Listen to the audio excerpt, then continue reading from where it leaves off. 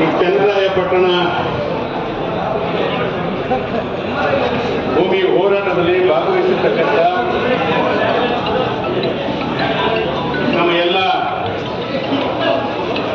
ಆತ್ಮೀಯ ಹೋರಾಟ ಬಂಧುಗಳೇ,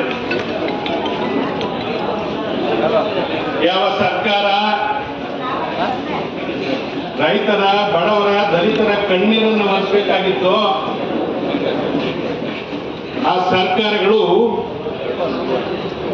ರೈತರ, ಬಡವರ, ದಲಿತರ ಕಣ್ಣೀರನ್ನು ಹಾಕ್ತಕ್ಕಂಥ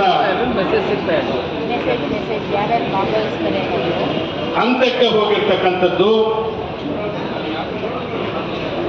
ಈ ರಾಜ್ಯದ ದುರ್ದೈವ ಅಂತ ಹೇಳಿ ನಾನು ಭಾವಿಸಿಕೊಂಡಿದ್ದೀನಿ. 3.25 ವರ್ಷದಿಂದ ಒಂದು ನಿರಂತರ ಹೋರಾಟವನ್ನ ಮಾಡ್ಕೊಂಡು ಬಂದಿದ್ದೀನಿ. ಈ ಹೋರಾಟವನ್ನ ಒಂದು ತಾರ್ಕಿಕ ಹಂತಕ್ಕೆ ಕೊಂಡೊಯ್ಯಬೇಕು ಅಂತಕ್ಕಂಥ ಆಸಕ್ತಿ ನಿಮಗೆಲ್ಲ ಇದೆ. ಅದಕ್ಕಾಗಿ ಅವರೆಲ್ಲ ಬಂದಿದ್ದಾರೆ, ನಾವೆಲ್ಲ ನಿಮ್ಮ ಜೊತೆ ಕೈ ಜೋಡಿಸ್ತಾ ಇದ್ದೀವಿ. ಇದು ಸಣ್ಣ ಹೋರಾಟ ಅಂತೇಳಿ ಯಾರು ಭಾವಿಸ್ಕೊಳ್ಬಾರ್ದು ಸರ್ಕಾರದವರು. ಈ ಹೋರಾಟ ಸರ್ಕಾರದ ಅಳಿವು ಉಳಿವಿನ ಪ್ರಶ್ನೆ ಅನ್ನೋದನ್ನು ಕೂಡ ಅವರು ಗಮನಿಸಿಕೊಳ್ಬೇಕು. ಅಧಿಕಾರಕ್ಕೆ ಬರುವಾಗ ವಿರೋಧ ಪಕ್ಷದಲ್ಲಿದ್ದಾಗ ನಿಮ್ಮ ಬಳಿಗೆ ಬಂದಿರಲಿಲ್ವಾ? ರೈತರ ಫಲವತ್ತಾದ ಭೂಮಿಯನ್ನ ಭೂ ಸ್ವಾಧೀನ ಮಾಡಿಕೊಳ್ಳಿಕ್ಕೆ ನಾವು ನಿಮ್ಮ ಜೊತೆ ಕೈ ಜೋಡಿಸ್ತೀವಿ, ಸದನದ ಒಳಗೆ ಸದನದ ಹೊರಗೆ ಹೋರಾಟ ಮಾಡ್ತೀವಿ ಅಂತ ಹೇಳಿದಂಥವರು ಕೈ ಎತ್ತಿ, ಎರಡು ಕೈಯನ್ನು ಎತ್ತಿ ಜೊತೆಯಲ್ಲಿ ನಿಂತು ಹೇಳ್ತಾರೆ, ಕೊಟ್ಟ ಮಾತಿನಂತೆ ನಡೆದಿದ್ದೇವೆ,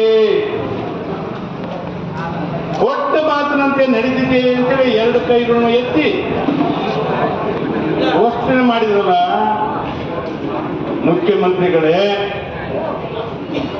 ಇದಕ್ಕೆ ನೀವು ಮಾತು ಕೊಟ್ಟಿರ್ಲಿಲ್ವಾ?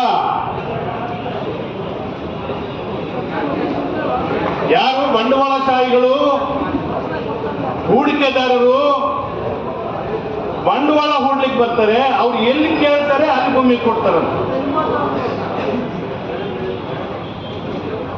ಅಲ್ಲಿ ಇವ್ರು ಇರ್ತಕ್ಕಂಥದ್ದು ಬಂಡವಾಳಶಾಹಿಗಳ ಪರ, ರೈತರ ಪರ ಅಲ್ಲ, ಬಡವರ ಪರ ಅಲ್ಲ, ದಲಿತರ ಪರ ಅಲ್ಲ. ಇವರೆಲ್ಲ ಧನಧಾಯಿಗಳಾಗಿದ್ದಾರೆ. ಬಂಡವಾಳಶಾಹಿಗಳು ಭೂದಾಹಕ್ಕೊಳಗಾಗಿದ್ದಾರೆ. ಆಡಳಿತ ನಡೆಸೋರು ಧನಧಾಯಿಗಳಾಗಿದ್ದಾರೆ. ಮುರುಗೇಶ್ ನಿರಾಣಿ ಅವರು ಕೈಗಾರಿಕಾ ಮಂತ್ರಿಗಳಾಗಿದ್ದಾಗ 50ಕ್ಕೂ ಹೆಚ್ಚು ಶೇಕಡ ರೈತರು ವಿರೋಧ ವ್ಯಕ್ತಪಡಿಸಿದ್ರೆ ನಾವು ಭೂಮಿಯನ್ನ ಅನ್ಯ ಉದ್ದೇಶಕ್ಕೆ ಸ್ವಾಧೀನ ಪಡಿಸ್ಕೊಳ್ಳೋದಿಲ್ಲ ಅಂತಕ್ಕಂಥ ಮಾತನ್ನು ಹೇಳಿದ್ರು. ಸದನದಲ್ಲೂ ಕೂಡ ಉತ್ತರ ಕೊಟ್ಟಿದ್ರು. ಈಗ ಶೇಕಡ 80% ರೈತರು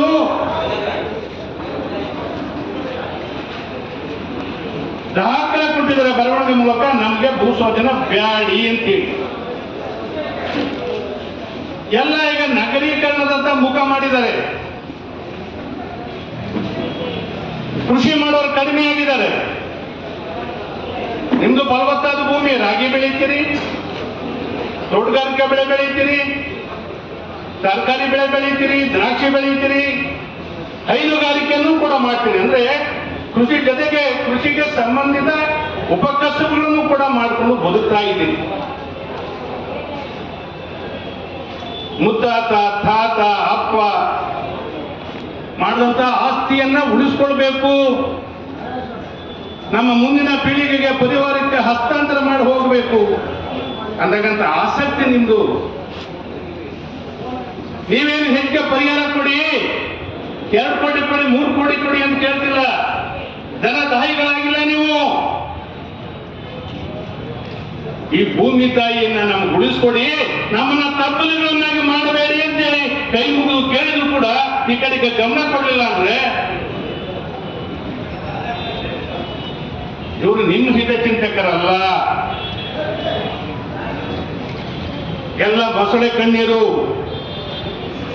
ಒಂದು ಮಾತಿನ ಹೇಳಿದ್ರೆ ಅನ್ಯತಾ ಭಾವಿಸ್ಕೊಳ್ಬೇಡಿ. ಆ ಪಾರ್ಟಿ ಆ ಸರ್ಕಾರ, ಈ ಪಾರ್ಟಿ ಈ ಸರ್ಕಾರ ವ್ಯತ್ಯಾಸಗಳಿಲ್ಲ. ತಿನ್ನಕ್ಕೆ ಲೂಟಿ ಮಾಡಕ್ಕೆ ಎಲ್ಲರೂ ಒಂದೇ ಆಗಿದ್ದಾರೆ. ನಿಮ್ಮಿಂದ ಅವ್ರಿಗೆ ಏನು ಕಿಕ್ ಬ್ಯಾಕ್ ಸಿಗೋದಿಲ್ಲ, ಸಿಗುತ್ತಾ? ಆದ್ರೆ ಕೈಗಾರಿಕಾ ಪ್ರದೇಶಾಭಿವೃದ್ಧಿ ಮಂಡಳಿಗೆ ಜಮೀನು ಸ್ವಾಧೀನ ಮಾಡಿಕೊಂಡು ಒಂದೊಂದು ಎಕರೆಗೆ ಇಷ್ಟು ಅಂತೇಳಿ ಕಮಿಷನ್ ನಿಗದಿ ಮಾಡಿಕೊಡ್ತಾರೆ. ಅವರಿಂದ ಹಣ ಬರ್ತದೆ. ಅವ್ರು ಹಣವಂತರ ಪರ ಇದ್ದಾರೆ, ಬಡವರ, ದಲಿತರ, ರೈತರ ಪರ ಇಲ್ಲ.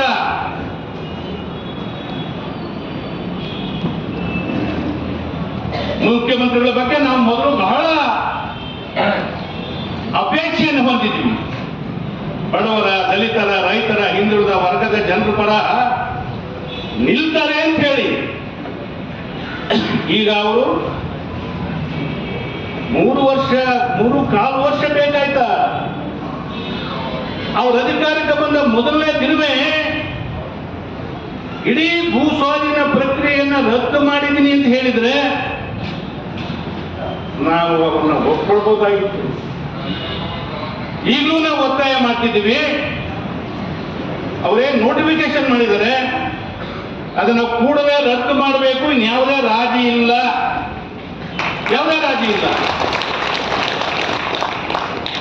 ನಮ್ಮ ರೈತರು ನಾವು ಕೃಷಿ ಮಾಡಕ್ಕೆ ನಮ್ಮ ಭೂಮಿ ತಾಯಿನ ಉಳಿಸ್ಕೊಡಿ ಅಂತ ಕೇಳ್ತಾ ಇದ್ರಲ್ಲ, ನಮಗೆ ಪರಿಹಾರ ಜಾಸ್ತಿ ಕೊಡಿ ಅಂತ ಕೇಳ್ತಿದ್ದೀರಾ? ಪರಿಹಾರ ಸಾಕಾಗೋದಿಲ್ಲ ಅಂತ ಕೇಳ್ತಿದ್ದೀರಾ? ಅದಕ್ಕೆ ಚನ್ನರಾಯಪಟ್ಟಣ ಮತ್ತು 13 ಹಳ್ಳಿಯ ನಮ್ಮ ರೈತ ಬಂಧುಗಳಿಗೆ ನಾನು ಕೈ ಮುಗಿದು ನಮಸ್ಕಾರ ಮಾಡ್ತಾ ಇದ್ದೀನಿ. ನಾವು ಹೇಳ್ತೀವಿ, ಒಂದ್ ಕಡೆ ಜನ್ಮ ಕೊಟ್ಟ ನಮ್ಮ ತಾಯಿ ಈ ಜನ್ಮ ಕೊಟ್ಟಿರ್ತಕ್ಕಂಥ ಭೂಮಿ ಸ್ವರ್ಗಕ್ಕಿಂತಲೂ ಮಿಗಿಲು ಅಂತೇಳಿ ಆ ಭೂಮಿ ತಾಯಿಯನ್ನ ಕಸಿದ್ಕೊಂಡು ನಮ್ಮನ್ನ ಬೀದಿ ಪಾಲ್ ಮಾಡಬೇಡಿ, ತಪ್ಪಲಿಗಳನ್ನಾಗಿ ಮಾಡಬೇಡಿ ಅಂತ ಹೋಗರಿಯ ಸ್ಥಿತಿಗೆ ಬಂತಲ್ಲ ಈ ಆಡಳಿತದಲ್ಲಿ.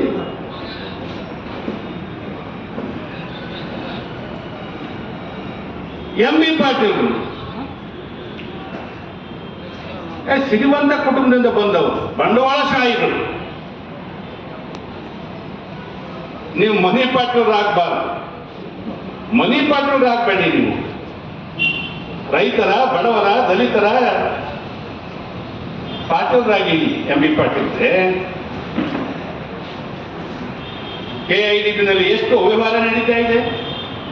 ಭೂ ಸ್ವಾಧೀನಪಡಿಸ್ಕೊಂಡು ಯಾರ್ಯಾರಿಗೆ ಕೊಟ್ಟಿದ್ರು? ಹೋಟೆಲ್ ಕಟ್ಟಕ್ಕೆ ಕೊಟ್ಟಿಲ್ಲ, ಭೂ ಮಾಡಿ ಕಟ್ಟಡ ಕಟ್ಟಕ್ಕೆ ಕೊಟ್ಟಿಲ್ಲ, ಶಾಲೆ ಮಾಡ್ಲಿಕ್ಕೆ ಕೊಟ್ಟಿಲ್ಲ. ಎಕರೆಗೆ ಇಷ್ಟು ಅಂತೇಳಿ ನಿಗದಿ ಆಗೋಗಿದೆ. ನಿಮ್ಗೆಲ್ಲ ಗೊತ್ತಿರ್ತದೆ. ನೀವೇನ್ ಕೊಡ್ತೀರ ಅವ್ರಿಗೆ? ಅವರೆಲ್ಲ ಧನ ತಾಯಿಗಳಾಗಿ ಪಿಶಾಚಿಗಳಾಗಿದ್ದಾರೆ. ಅವರಿಗೆ ಈ ಒಂದು ಹೋರಾಟದ ಮೂಲಕ ತಾರ್ಕಿಕ ಹಂತಕ್ಕೆ ಕೊಂಡೊಯ್ಯುವ ಮೂಲಕ ಒಂದು ಎಚ್ಚರಿಕೆಯ ಸಂದೇಶವನ್ನ ಕೊಡಬೇಕು. ರೈತರು ಒಪ್ಪಿದ್ರೆ ಭೂಮಿ ತಕೊಂಡು. ಈಗಾಗಲೇ ಕೃಷಿ ಉತ್ಪಾದನೆ ಬಹಳ ಕುಂಠಿತ ಆಗಿದೆ. ನನ್ನ ತಿಂದರೆ ಮಣ್ಣು ತಿಂತೀರ ನೀವು? ಇಲ್ಲ ದುಡ್ಡು ತಿನ್ಬೇಕು ನೀವು. ಮೂಟೆಗಟ್ಟಲೆ ದುಡ್ಡು ಪ್ಯಾಕ್ ಮಾಡಿ ಇಟ್ಕೊಂಡಿದ್ದಾರಲ್ಲ ಮನೆಗಳಲ್ಲಿ, ಆ ದುಡ್ಡು ತಿಂದು ಬದುಕ್ತೀರೇನು? ರೈತ ದೇಶದ ಬೆನ್ನೆಲುಬು, ಅನ್ನದಾತ, ಎಂತೆಂಥ ಸ್ಲೋಗಾನ್ ಹೇಳ್ತಾರೆ. ಅದೇ ಕಿಂಚಿತ್ತು ಗೌರವವನ್ನು ಕೊಡದಿರ್ತಕ್ಕಂಥ ಈ ಆಡಳಿತಗಳಿಗೆ ನಾವೆಲ್ಲ ಧಿಕ್ಕಾರ ಹೇಳೋಣ. ಈ ಹೋರಾಟ 100ಕ್ಕೆ 100 ಜಯ ಸಿಗುವ ಹೋರಾಟ ಆಗಲೇಬೇಕು. ಇವತ್ತೆತ್ತಾದರೂ ಕೂಡ ನಮ್ಮ ಭೂಮಿ ತಾಯಿಯನ್ನ ನಾವು ಉಳಿಸ್ಕೊಳ್ತೀವಿ ಅಂತಕ್ಕಂಥ ಮಟ್ಟಕ್ಕೆ ನಾವು ಹೋಗೋಣ. ನಾವೆಲ್ಲ ನಿಮ್ಮ ಜೊತೆ ಇರ್ತೀವಿ, ಎಲ್ಲರೂ ಇರ್ತೀವಿ ನಿಮ್ಮ ಜೊತೆ, ಇನ್ನೂ ಹೆಚ್ಚಿನ ಸಂಖ್ಯೆಯಲ್ಲಿ ಇರ್ತೀವಿ ಅಂತಕ್ಕಂಥ ಮಾತನ್ನು ಹೇಳಿ, ಇನ್ನು ಅನೇಕ ಗಣ್ಯರು ಮಾತನಾಡೋರಿದ್ದಾರೆ, ಮಾತನಾಡಲಿ ಎಂತಕ್ಕಂಥ ಮಾತನ್ನು ಹೇಳ್ತಾ ಇವತ್ತು ನಿಮ್ಮ ಹೋರಾಟ 3 ವರ್ಷ ಅಂತ ಕೇಳಿದ್ರೆ ಇದು ಸಣ್ಣ ಹೋರಾಟ ಅಲ್ಲ, ಇದು ದೀರ್ಘಕಾಲದ ಹೋರಾಟ. ಯಶಸ್ವಿ ಆಗಲೇಬೇಕು, ಜಯ ಸಿಗಲೇಬೇಕು. ನೀವು ತಬ್ಬಲಿಗಳಾಗಬಾರ್ದು. ತಬ್ಬಲಿಗಳಾಗಲಿಕ್ಕೆ ನಾವ್ಯಾರು ಕೂಡ ಬಿಡೋದಿಲ್ಲ. ನಿಮ್ಮ ಜೊತೆ ಎತ್ತಿ ಅಂತ ಮಾತು ಹೇಳಿ ನಿಮಗೆಲ್ಲ ಒಂದು ನನ್ನ ಮಾತನ್ನು ಮುಗಿಸ್ತೇನೆ. ನಮಸ್ಕಾರ. ನಿಮ್ಮೆಲ್ಲರಿಗೂ ನನ್ನ ಹೃದಯ ತುಂಬಿದ ನಮಸ್ಕಾರಗಳು.